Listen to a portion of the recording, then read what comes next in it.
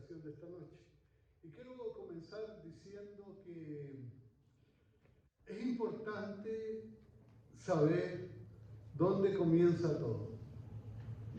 Sí, cuando usted quiere analizar algo y saber algo y entender algo, a veces hay que saber dónde comenzó ese algo. Había un cuadro chistoso que vi y quiero compartirlo con ustedes.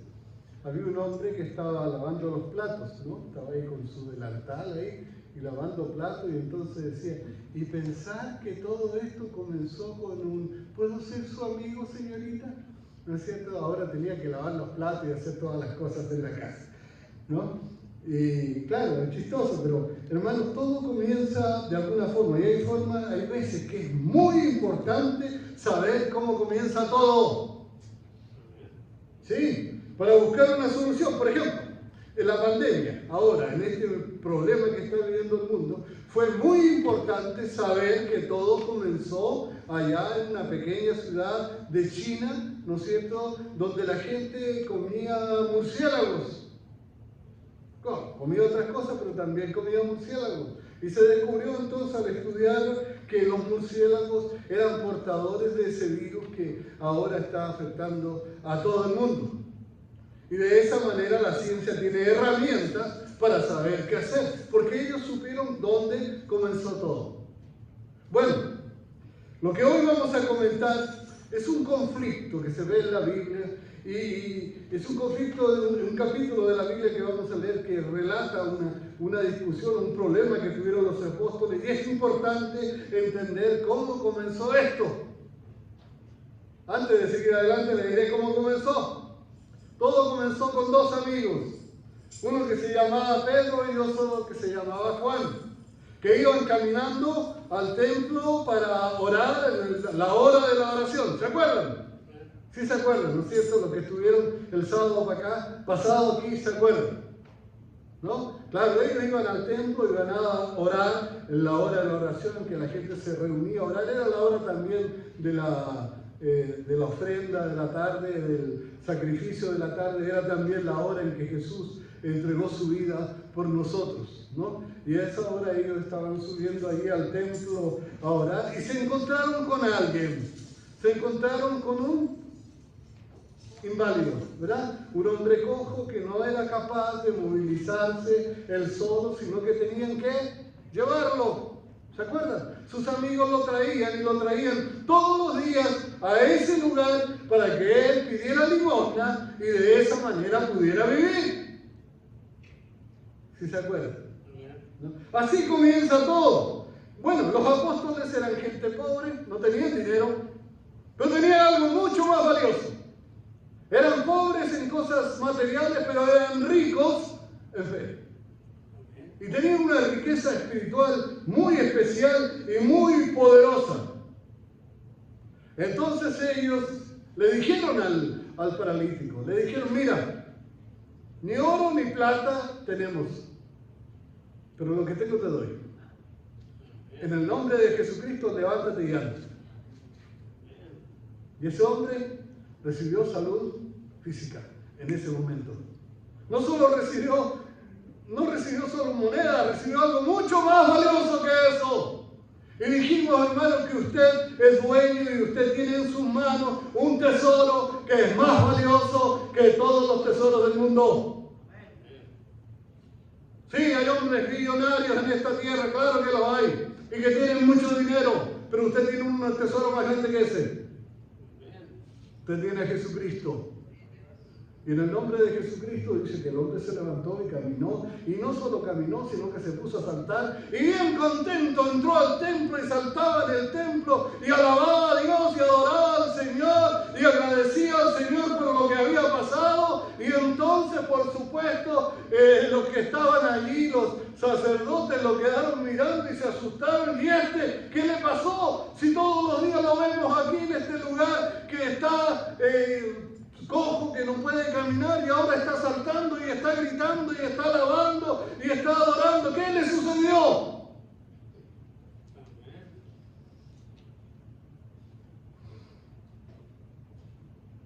Pero entonces ahí comienza todo. Los apóstoles Y el mismo hombre les dice que este hombre estaba sano porque Jesucristo los había sanado. Y esto no les gustó, los incomodó.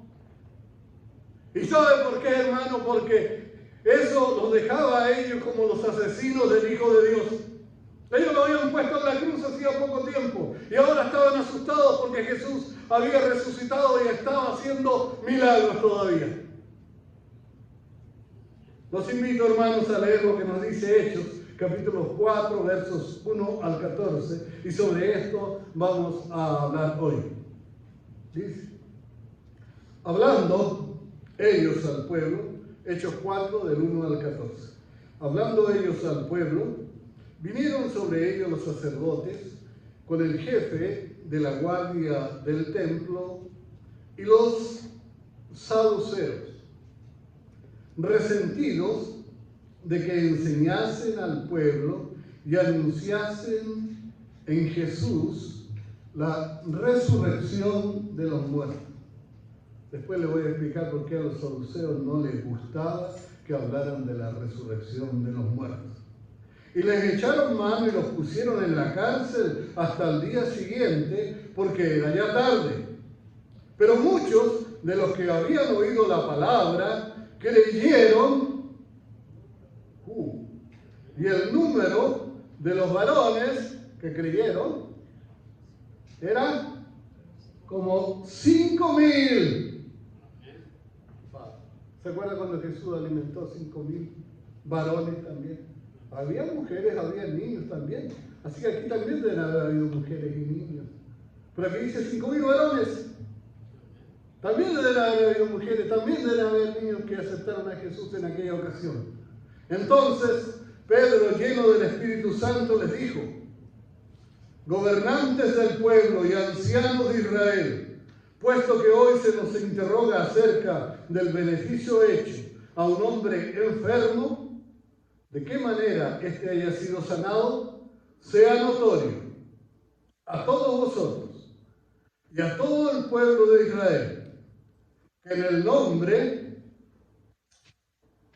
de Jesucristo de Nazaret, a quien vosotros, con el dedo a lo mejor, apuntándonos directo allí, hablándoles claro, a quien vosotros crucificasteis y a quien Dios resucitó de los muertos. Por él, este hombre está en vuestra presencia sano. Y vamos a hablar bastante de lo que voy a hablar ahora, y yo creo que al hermano Juan le va a gustar la explicación que vamos a dar al final, porque me ha hecho algunas preguntas sobre esto. Este Jesús es la piedra reprobada por vosotros, los edificadores, la cual ha venido a ser cabeza del ángulo.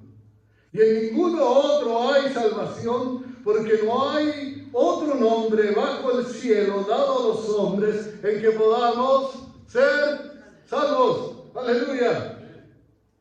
Entonces, viendo el denuedo de Pedro y de Juan, sabiendo que eran hombres sin letras y del vulgo, se maravillaban y les reconocían que habían estado con Jesús.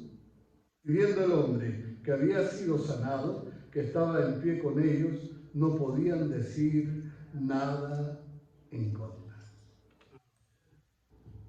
Voy a decir algo, hermano. Hay una gran diferencia entre la iglesia cristiana de aquellos días y la iglesia cristiana de nuestros días. En nuestros días, algunos predicadores son aplaudidos. Hay predicadores que, gracias al Evangelio incluso, no sé si al Evangelio verdadero, pero se han hecho millonarios.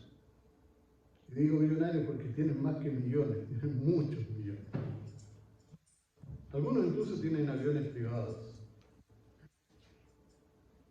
Hoy vemos muchos megatemplos. Megatemplos quiero decir templos tan grandes que parecen un estadio. Aquí en Houston hay algunos. No solo uno como podemos pensar, porque siempre uno piensa en uno, pero hay algunos, hay muchos, hay muchos. ser un predicador en nuestros días es ser una persona de respeto, es ser una persona prestigiosa. Lo tratan bien. Incluso los artistas cristianos son premiados por el mundo también.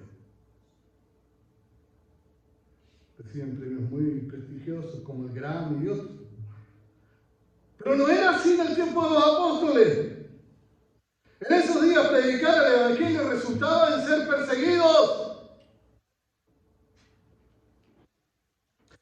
Eran encarcelados, eran torturados, eran asesinados. Y la principal razón de esto era porque su mensaje confrontaba el pecado, porque hería los corazones, porque los llamaba al arrepentimiento. Hay un gran contraste entre la actitud del mundo hacia la iglesia en el tiempo de los apóstoles y la iglesia de nuestros días. Y voy a decir, me atrevo a decir con seguridad, que la diferencia no está en el mundo. No se trata de que el mundo se haya acomodado a la iglesia, no. El mundo no puede acomodarse a la iglesia, hermano, no. Lo que pasa es que la iglesia de alguna forma como que se ha acomodado al mundo. A veces, hermano, tengo miedo de decir que la iglesia está demasiado parecida al mundo. Antes los hermanos vivían diferente y incomodaban el mundo por su forma de vida. Y incomodaban al mundo, nadie podía estar cómodo con ellos porque denunciaban el pecado, porque llamaban al arrepentimiento y porque enseñaban que Jesús es el único camino de salvación y se acabó. El otro día escuchaba de un pastor, yo no sé cómo llamarle, que estaba orando en el nombre de los dioses de la India, en el nombre de los dioses de otros lugares y en el nombre del Señor también. Y al final decía amén y a woman. Perdónenme, hermano, qué estupidez, ¿verdad que sí? ¡Qué terrible! Me da miedo pensar que la simpatía del mundo de nuestros días es porque el mensaje del Evangelio se ha suavizado demasiado. Y por eso ya no incomoda a nadie. Me asusta pensar que seamos simpáticos al mundo.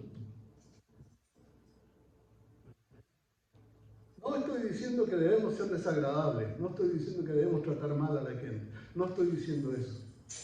Debemos ser claros y predicar el Evangelio tal como es.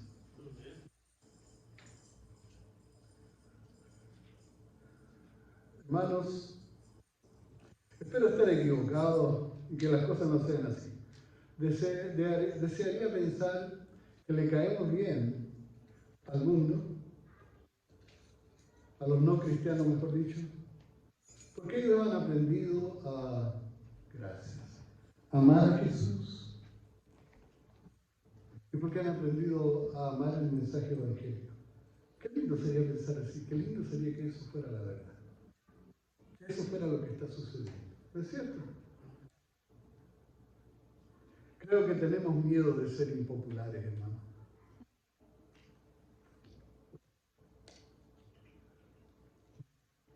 Tenemos miedo que la gente no nos quiera escuchar. Y por eso le ponemos azúcar a nuestras predicaciones. Sí, tenemos que predicar el mensaje con amor, tenemos que ser suaves, tenemos que ser inteligentes, tenemos que ser cuidadosos, pero no podemos esconder las verdades del Evangelio. El que no se arrepiente se pierde. El que no viene a Cristo no recibe salvación. Jesucristo es el único camino, la verdad y la vida, y no hay otra. Si no obedeces lo que dice la palabra de Dios, te perdiste. Creo que tenemos miedo, hermano, de que no nos quieran escuchar. Pero los apóstoles, les voy a decir, eran impopulares. Eran perseguidos. eran encarcelados. ¿Y sabe por qué? Por predicar a Jesucristo. Por predicar su resurrección, por ejemplo, aquí lo dice. Por predicar el arrepentimiento a ese que ustedes crucificaron. Pero aunque su mensaje era incómodo, era impopular, las multitudes creían. Y en esta ocasión, hermano, 5.000 personas se bautizaron. ¿Decimos amén? ¿Sabe que eran más de los que habían creído? Bueno, no dice que se bautizaron, pero que creyeron, pero eran más de los que creyeron en el día de Pentecostés. El día de Pentecostés fueron 3.000. ¿Cierto? Ahora fueron 5.000. Casi el doble. Interesante el número 5.000, porque alguna vez Jesús alimentó a 5.000, ahora eran 5.000 los que habían sido alimentados en forma espiritual. Y el pan que recibieron antes era un pan material, ahora recibieron el pan de vida, el maná del cielo, que era Jesucristo. Amén. Hermanos, hay grandes diferencias. Esa iglesia no tenía ninguna de las ventajas de las que gozamos las iglesias de hoy. Esa iglesia, por ejemplo, no contaba con creyentes ricos que daban grandes ofrendas, como muchas iglesias modernas. Los pastores de ese tiempo no tenían títulos, no tenían credenciales de ningún seminario reconocido. No tenían ningún título. En una parte dice el doctor teólogo, o el doctor en teología o en divinidades, Pedro. ¿Qué es lo que era Pedro? Había sido un pescador. ¿Dónde estudió Pedro? Con Jesús. A los pies de Jesús. Pero no tuvo otro maestro. No fue a ninguna escuela. Ni Juan ni ninguno de los apóstoles. Ellos tenían un maestro que era Jesús. No quiero decir que sea malo ir a una escuela. No es eso, al contrario, es bueno. Pero lo que quiero decir es que la iglesia de antes dependía mucho más del Señor que de las organizaciones humanas. Tampoco ellos tenían el apoyo de los dirigentes políticos de sus días. Para nada. Para nada. La mayoría de sus ministros, y esto es interesante, la mayoría, hermano, de los ministros, de los más importantes, de los ministros cristianos de ese tiempo, estaban fichados porque habían estado presos. Eran expresidiarios. Habían estado presos por el Evangelio. Habían sido arrestados, habían sido encarcelados. Creo que tendrían problemas para unirse a una de esas mega iglesias de nuestros días. Claro que sí. Y tendrían mucho más problemas para llegar a ser dirigentes de algunas iglesias de nuestros días. Claro, porque le revisarían, este hombre estuvo en la cárcel, este hombre no podría ser un ministro del Evangelio. Claro, pues estuvieron en la cárcel por predicar a ¿quién? A Jesucristo. Qué lindo que fuera así el ministerio de nuestros días, hermano. Pero estos hombres sencillos, estos hombres humildes, estos hombres que seguían a Jesús, estos hombres que lo habían dejado todo por Cristo, que no tenían riqueza, que habían estado presos, que lo habían dejado todo, tenían ministerios tremendamente exitosos. Sus predicaciones tenían un poder que estaba por encima de todo lo que el mundo pudiera ofrecer. Estaban llenos del Espíritu Santo. El secreto era que los creyentes de su iglesia sabían orar. Estaban unidos en oración. Todos oraban. La oración era la base del poder de la iglesia. Dependían siempre de que la mano de Dios obrara. Ellos no dependían ni de la radio, ni de la tele, de la influencia o del poder o de la riqueza de ningún hombre. No. Ellos iban presos, eran menospreciados, eran maltratados, pero sus enemigos les tenían miedo. Porque lo que ellos decían hacía temblar a aquellos que se alejaban del Señor, que estaban llenos del poder del Espíritu Santo. Los enemigos del Señor temblaban ante las palabras poderosas, sencillas, pero llenas de poder, porque el Señor estaba con ellos. Me gusta Spurgeon, cuando se le pidió que explicara el éxito de su ministerio. Él tenía iglesias muy grandes, una iglesia muy grande en sus tiempos, cuando no había internet, ni televisión, ni nada de eso, y su mensaje era fuerte. Él decía, ¿sabe por qué tenemos éxito? Porque los hermanos de la iglesia oran por mí. ¿Alguna vez alguien visitó su iglesia y él les estaba mostrando, y había un cuartito por allí, en un rinconcito, y ¿esto para qué sirve? Le dijeron, aquí es donde se reúne un grupo de hermanos, mientras yo estoy predicando, ellos están arrodillados orando. Claro, si aquí hiciéramos lo mismo nos quedamos solos, ¿verdad? tendría que predicar yo solo. No, pero es lindo que la iglesia ore en su casa, ¿verdad? Claro que sí. Amén. Hermanos, Agustín de Hipona dijo que debiéramos orar como si todo dependiera de Dios, y debiéramos trabajar como si todo dependiera de nosotros. La oración no es un escape de la responsabilidad, es comprender nuestra enorme dependencia de Dios. Dependemos del Señor, hermano. La verdadera oración nos da energía para la victoria, para el servicio, para la batalla. Y vamos a ver una cosa importante, y esto también me gustaría que le pusiéramos mucha atención. El centro del mensaje, o qué es lo que estaba provocando todo esto, era Jesús. Fíjense que lo que dijo Pedro se centraba en la enseñanza, en el poder, en la muerte, en la resurrección de Jesús.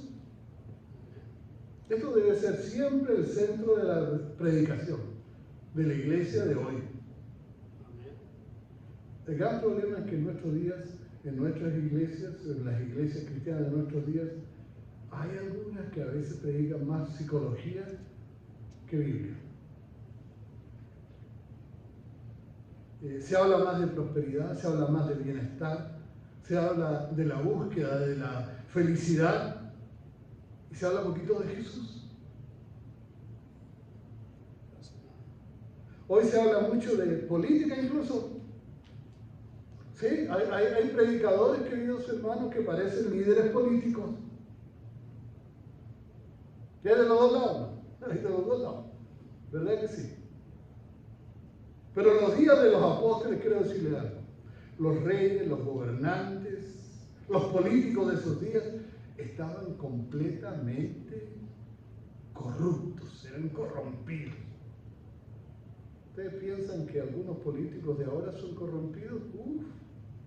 En ese tiempo los césares, los reyes, eran abiertamente homosexuales.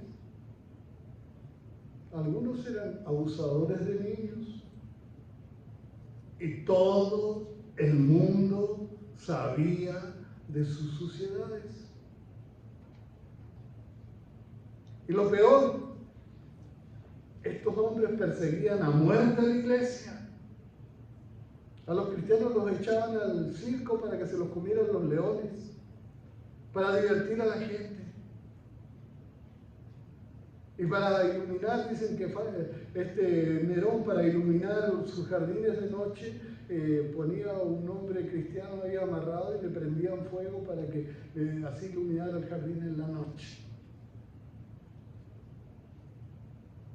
Pero la predicación de los apóstoles y de los cristianos de ese día no se centraba en los errores o en los no errores de los gobernantes. La predicación cristiana se centraba en Cristo. Solo en Cristo. Y el poder invencible del Dios Todopoderoso se hacía notar en la iglesia.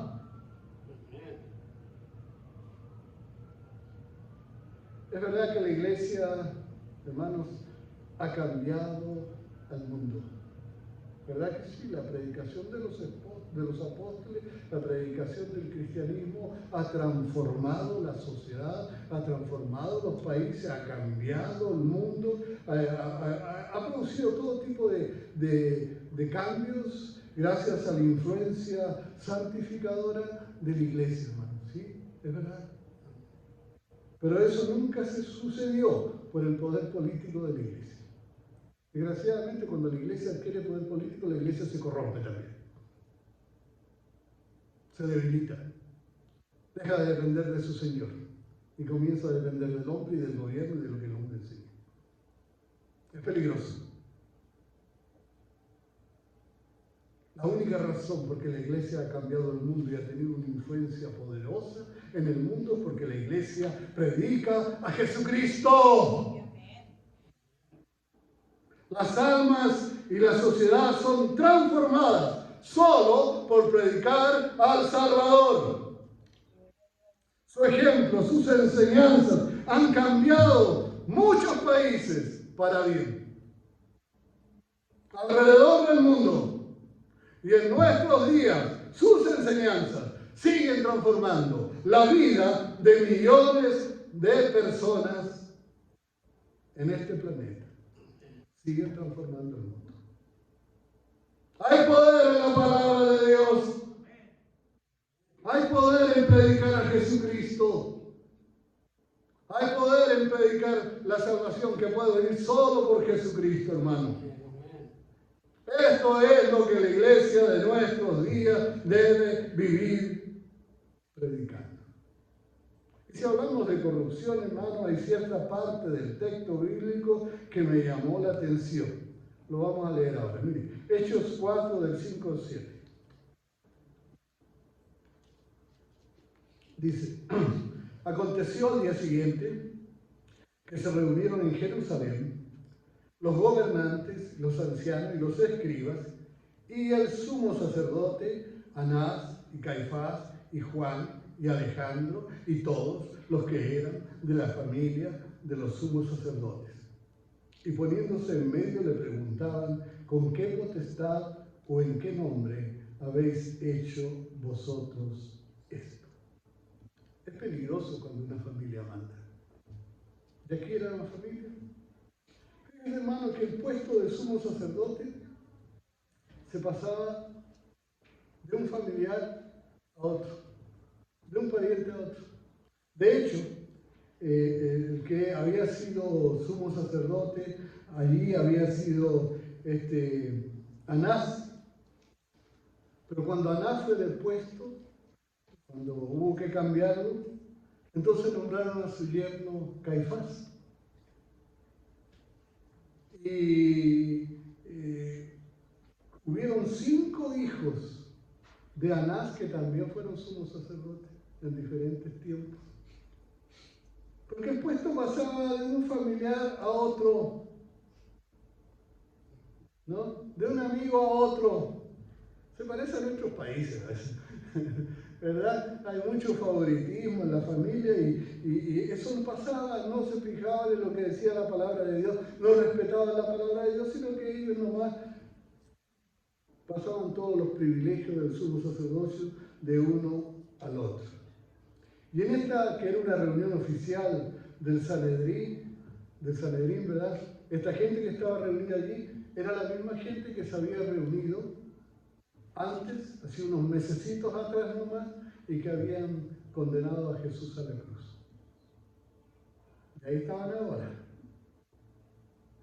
Les fue fácil a ellos reconocer a Pedro y a Juan como asociados de Jesús. Inmediatamente los reconocieron porque ellos habían condenado a Jesús.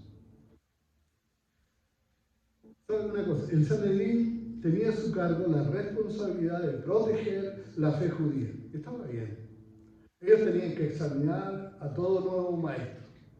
Tenían que examinar toda enseñanza nueva que aparecía en la tierra. Y estaba bien. Legalmente ellos tenían el derecho de investigar a la iglesia. ¿Qué estaba haciendo la iglesia cristiana? Debían hacerlo, sí. No había problema con eso. Pero no tenían el derecho de arrestar a hombres inocentes, que no habían hecho nada malo.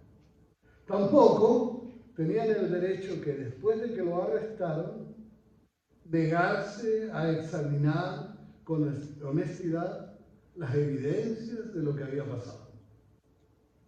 Hacían preguntas y hacían preguntas, pero no querían escuchar de cómo había sido sanado el hombre. No les importaba eso. Querían entramparlo, querían sacarlo, querían de una vez eliminar la iglesia.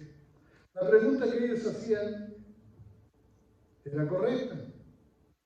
¿Con qué derecho? No, bueno, no era con qué derecho, sino en el nombre de quién, ¿no? Pero lo incorrecto es que hicieron todo lo posible para no ver el milagro que se había hecho, lo que había pasado. Tampoco era correcto la forma en que hablaban. Se podía escuchar ahí de dónde tiene gente como usted, gente común, pescadores, sin título, sin reconocimiento del concilio. ¿De dónde tienen ustedes poder y autoridad para hacer estas cosas? ¿Quién se creen ustedes? ¿Quién les da derecho a ustedes a hacer milagros? Tienen que pedirnos permiso a nosotros para sanar a los enfermos. ¿Qué se han creído ustedes sin vergüenza? Más o menos, claro, estoy diciendo palabras diferentes, ¿verdad? Pero más o menos eso era lo que pasaba. Ellos tenían derecho a examinar la doctrina, la enseñanza, pero tenían que entonces pesar las evidencias. ¿En nombre de quién? ¿Sabe? Yo creo que ellos preferirían creer que la sanidad del cojo había sido producida por el diablo. Preferían creer eso. Porque si no, ellos mismos se sentían condenados, se sentían acusados. No les gustaba. ¿Saben? Cuando veo esto también, quiero llamar la atención a algo. Nunca los apóstoles, nunca, no lo van a ver ustedes en ninguna parte. Celebraron un culto o invitaron a la gente a un culto de sanidad. Ni un culto de milagros, ni nada de eso. Pero cómo hacían milagros y cómo había sanidad en sus servicios. Porque el Espíritu Santo estaba allí. ¿No es cierto? Pero los milagros innegables. Pedro había aprendido a caminar con Cristo, había pasado 3 años caminando con Él. Es por eso que su vida estaba totalmente llena del Espíritu Santo.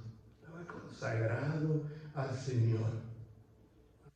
Pedro era un hombre lleno del Espíritu Santo. Por eso les contestó con toda claridad.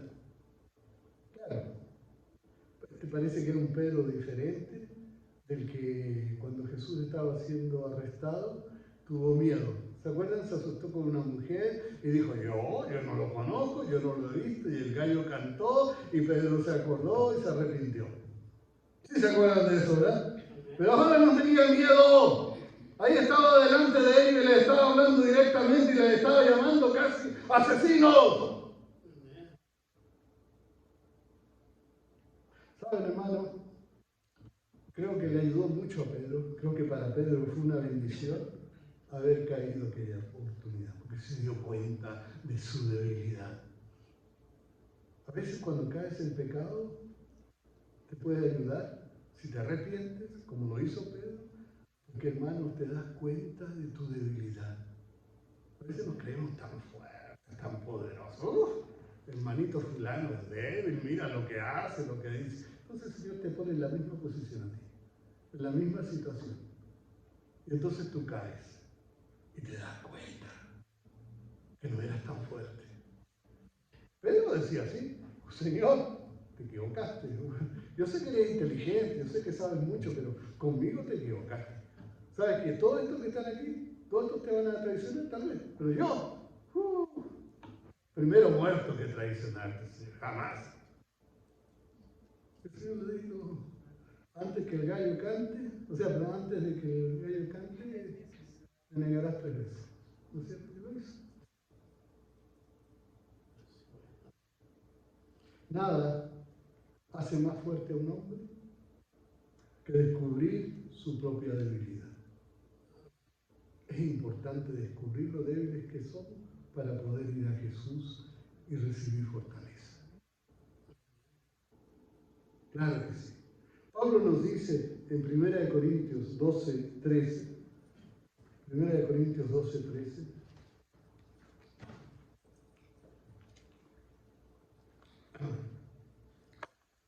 porque por un solo espíritu fuimos todos bautizados en un cuerpo, sean judíos o griegos, sean esclavos o libres, y a todos se nos dio a beber de un mismo espíritu. Todos los que forman parte de la iglesia de Cristo, todos los que han venido a Cristo, todos los que han recibido a Cristo, todos los que han nacido de nuevo, han sido bautizados con el Espíritu Santo. Eso es lo que dice el apóstol. Pero una cosa, hermano, es haber sido bautizado con el Espíritu y otra es ser lleno del Espíritu Santo. Y todo cristiano debiera procurar vivir lleno del Espíritu Santo. Y esa será la única forma de tener un ministerio cristiano efectivo. Miren lo que dice Pablo en Efesios 5:18.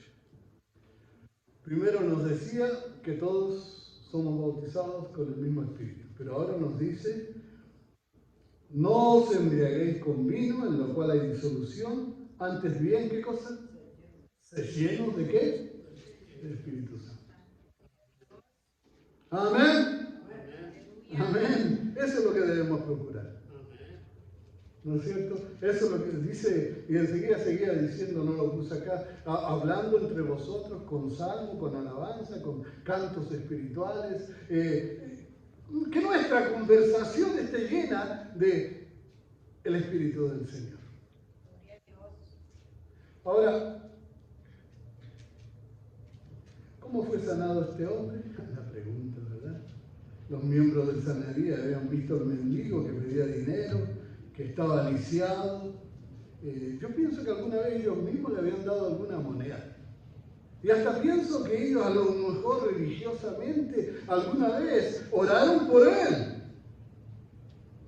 Y ahora delante de los hombres de ellos el hombre estaba saltando, estaba gritando, estaba alabando, había sido sanado. Pero eso le despertaba la pregunta: ¿cómo fue sanado? Y Pedro les contestó: este hombre fue sanado en el nombre de Jesucristo de Nazaret. Y esas palabras deben haber penetrado los corazones de los miembros del concilio como una daga, como si le hubiesen enterrado un cuchillo. ¿No dice la palabra de Dios que es como una espada de dos filos? Que penetra hasta los huesos. No es muy suave el Evangelio entonces, hermano. No es muy dulce el Evangelio a veces. Es como una daga, dice aquí. Ellos pensaban que habían acabado con el profeta de Nazaret y ahora sus seguidores estaban diciéndole a todo el mundo que Jesús estaba vivo. Y si esta verdad es incómoda para los fariseos, era peor para los saduceos. Los saduceos eran la parte del Sanedrín más educada, los que más habían estudiado. Se creían muy educados ellos, muy inteligentes, pero ellos eran la parte del Sanedrín que no creían en la resurrección, no creían en ángeles, no creían en cosas espirituales realmente. No sé, como que yo encuentro en todo esto como que a los republicanos y a los demócratas. Los fariseos son muy parecidos a los republicanos, ¿verdad que sí? No digo que sean republicanos fariseos, pero son muy parecidos. Y los demócratas se me parecen mucho también a los saduceos, ¿no? Dos grupos religiosos muy fuertes en ese tiempo. Ahora, lo que Pedro le decía era para los saduceos sobre todo como una declaración de guerra. Y Pedro le citó entonces, y hermano Juan ponga atención, Salmo 118, 22, si quiere anotar también, donde después yo le doy los textos. Hermano Juan dice que tiene un amigo que le dice que la piedra es Pedro, él le ha estado enseñando, ayudando, pero aquí hay otros textos que le van a ayudar, ¿no? Salmo 118, 22 dice, hablando de Cristo, en ese tiempo David dice, la piedra que desecharon los edificadores ha venido a ser cabeza del ángulo. Pedro habla de lo mismo. Pedro dice lo mismo, pero Pedro le cambia una palabra. Le pone una palabra que no estaba en ese texto, para aclararla, para que la entendamos mejor. Pablo cita esas palabras de David y miren lo que él dice en Hechos 4:11. Lo leímos delante. Dice, Hechos 4:11 dice, este Jesús es la piedra probada por vosotros los edificadores, a cual ha venido a ser la cabeza del ángulo. Le explica, le dice, lo que ustedes leyeron allí en los Salmos es precisamente lo que sucede con Jesús. Jesús es la roca, hermano. Y así eso es lo que nos muestra este Salmo. Está hablando definitivamente del Mesías. Y es importante que sea Pedro el que cita estas palabras del Salmo, ¿saben? Es muy importante que sea Pedro el que lo diga. Sí, es como que el Señor estaba pensando en lo que iba a pasar después, entonces lo pone a Pedro a hacer eso. Porque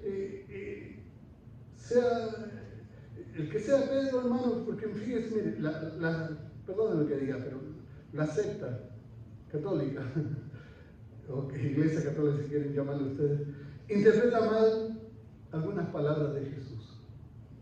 Entonces ellos dicen que Pedro es la roca. Pero cuando los curas enseñan esto, están contradiciendo al mismo Pedro. Pedro dijo una cosa, pero nosotros decimos otra. Pues él dice claramente en estos textos que Jesús es la piedra, la roca. Y después vuelve a repetir esta verdad. Vamos a leer otro texto más. Primera de Pedro, capítulo 2, versos 4 al 8. Primera de Pedro, 2, 4 al 8. Y otra vez es Pedro. Yo creo que Pedro estaba diciendo, yo sé que ustedes van a decir después que yo fui el primer papa y que yo era la piedra y que yo soy la roca, así que tengo que decirles mentira. Entonces aquí dice en 1 Pedro 2, del 4 al 8, acercándose a él, a Jesucristo, piedra viva, desechada claramente por los hombres, mas para Dios escogida y preciosa. Vosotros también como piedras vivas, sed edificados como casa espiritual y sacerdocio santo para ofrecer sacrificios espirituales aceptables a Dios por medio de Jesucristo, por lo cual también contiene la Escritura. He aquí, pongo en Sión la principal piedra del ángulo, escogida, preciosa. Y el que creyera en él no será avergonzado. Yo voy a decir una cosa, hermano, antes de seguir leyendo le voy a decir algo. Si usted cree en Jesucristo, usted es salvo, no será avergonzado. No importa que crea en Pedro, no, porque Pedro no salva a nadie. Él no es la roca es Jesucristo, dice. Para vosotros pues, los que creéis, Él es precioso, pero para los que no creen, la piedra que los edificadores desecharon ha venido a ser la cabeza del ángulo y piedra de tropiezo y roca que hace caer, porque tropiezan en la palabra siendo desobedientes, a lo cual también fueron destinados. Está claro, ¿no? Está claro, ¿verdad que sí? Cuando los curas, desgraciadamente, dicen que Pedro es la roca, están contradiciendo no a nosotros, no están contradiciendo a otro hombre nomás, sino que están contradiciendo al mismo Pedro. Si Pedro hubiese sido el mismo papa, tendría que decirle, ¡mentirosos! ¿Verdad? Pedro realmente nunca fue un papa. Primero, Pedro nunca tuvo estuvo en Roma, Pedro fue casado, ¿no es cierto? Hay muchas cosas que nos dicen que Pedro no podía ser papa, ¿verdad? Pero todavía menos la roca. Ahora, los miembros del concilio, los que estaban allí, eran los edificadores de los que hablaba Pedro, y ellos eran los que habían rechazado la piedra de Dios. Ellos habían rechazado a Jesús, el Hijo de Dios. Le voy a decir algo, hermano. Fíjese que en el Antiguo Testamento, la imagen de la piedra, de la roca, no era nueva, ¿eh? De hecho, para esta gente que eran sabios en la Escritura y conocedores del Antiguo Testamento, Pedro no les estaba diciendo nada nuevo. Ellos sabían que Moisés, refiriéndose a Yahvé, a Dios, al Todopoderoso, al Eterno, le había llamado la roca. Desde el tiempo de Moisés, la roca era un símbolo de Dios. Si lo pueden leer, yo les voy a dar algunos textos y no los vamos a leer todos porque si no vamos a tener que leer demasiado, ¿no? Y vamos a salir de aquí pasado mañana. Pero si pueden anotar los textos, pueden anotar Deuteronomio, capítulo 32. Hay más textos, pero vamos a esto nomás. Deuteronomio 32, verso 4, verso 15, verso 18 y verso 31. En todos esos textos, Moisés habla de que Yahvé, que Jehová, que Dios es la roca. David también le llamó a Dios mi roca. Lo podemos encontrar en 2 de Samuel 22, 2, por ejemplo. 2 de Samuel 22, 2. En el Salmo 18, el verso 2, también David le llama a Dios la roca. Y la roca es un símbolo de protección, de seguridad, de refugio, de algo inmutable, de algo que no es movido por los vientos, ni por nada, de firmeza, de fortaleza. Por eso ellos usaban esa ilustración. Cuando hablaban de Dios, hablaban de la roca muchas veces. Para ellos Dios era su roca de protección, de fortaleza, de auxilio.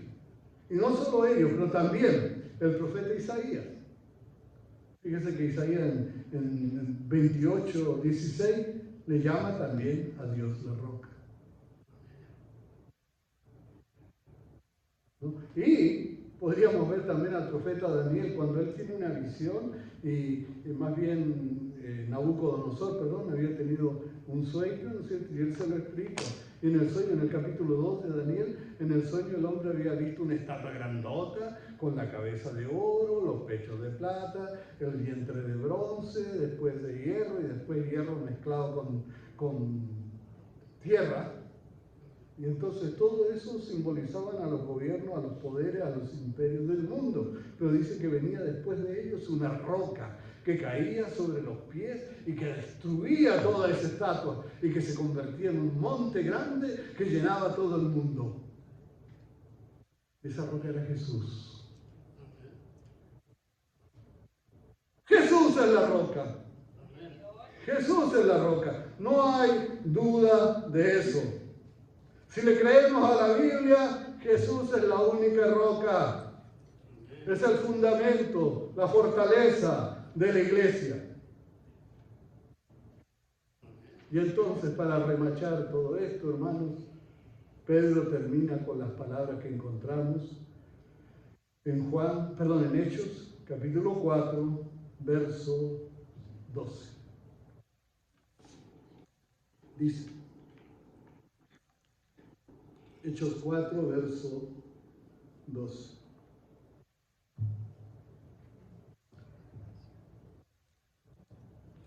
Y en ninguno otro hay salvación. Porque no hay nombre bajo el cielo, dado a los hombres, en que podamos ser salvos. José Smith no puede salvar a nadie. Mahoma no puede salvar a nadie. Elena de White no puede salvar a nadie. el profeta este de la luz del mundo que está preso, ¿cómo se llama este? Sinvergüenza también, tampoco puede salvar a nadie, ¿no es cierto? Ninguno de los profetitas y otros que se hacen, ahora mismo estaba leyendo de uno por allá en Corea que se hizo llamar el Cristo y se murió, y ahora su esposa es, ella dice que es Cristo también, pero ella es madre de Dios, dice. Que Dios es como la familia humana. Existe el padre, la madre y los hijos, ¿no? Para ellos, ¿no es cierto? Qué barbaridad y qué locuras enseñan. Y la gente lo cree y tienen miles de seguidores. Pero no hay otro nombre dado a los hombres en que podamos ser salvos, solamente en Jesucristo. El Papa que está allá tampoco salva a nadie. No. Nadie. Ningún hombre. Ninguna religión. Ninguna organización humana. Nada hecho por el hombre puede traer salvación. Solamente Jesucristo. Y eso es lo que los apóstoles les dijeron en aquel momento al Sanedrín. Y ellos hubiesen querido apedrearlos, hubiesen querido matarlos, colgarlos, pero no pudieron hacer nada, porque allí al lado de ellos había un milagro viviente. Y toda la gente estaba mirando. Queridos hermanos, ese es nuestro mensaje. Jesucristo es el único que puede traer salvación, es el único poder para la iglesia. Sean todos los hombres disminuidos y sea Cristo exaltado. Desaparezcan todos los títulos y todos los nombres de los hombres y humíllese el hombre delante del Salvador. Porque solo Él es Salvador. Nadie más. Nada más. Gloria al Señor Jesucristo, que murió por nosotros, que entregó su vida por nosotros y que nos salvó en la cruz del Calvario. Aleluya. Gloria a su nombre santo para siempre. Señor los bendiga. Cantaremos y alabaremos al Señor.